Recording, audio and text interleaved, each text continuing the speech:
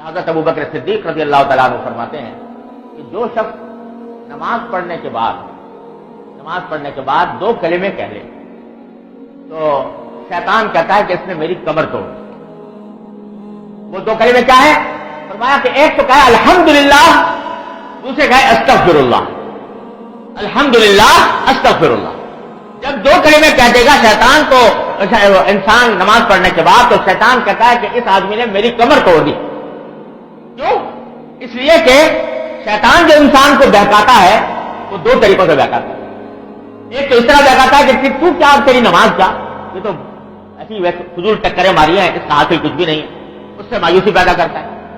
تو اس مایوسی کا حل یہ ہے کہ اللہ تعالیٰ کا شکر ادا کرو اس کی توفیق پر، الحمدللہ، اے اللہ آپ کا فضل و کرم ہے، اپنے فضل و کرم سے آپ نے مجھے نماز کی توفیق عطا فرما دی۔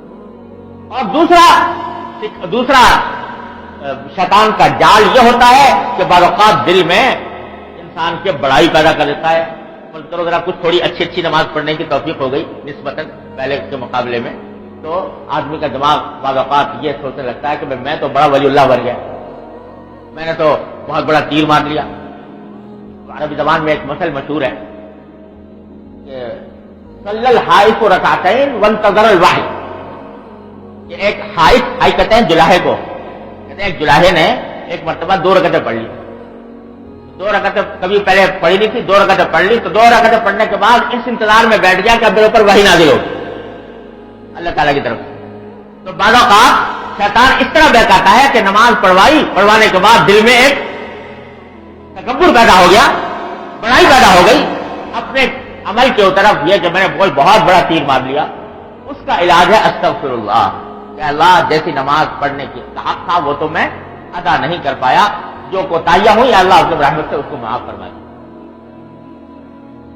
بعض روایات میں منقول ہے کہ نبی کریم صلی اللہ علیہ وسلم فرماتے ہیں کہ ما عبدنا کا حق کا عبادت، ما عرفنا کا حق کا معرفت، اے اللہ ہم آپ کی عبادت کا حق نہیں ادا کر پائے۔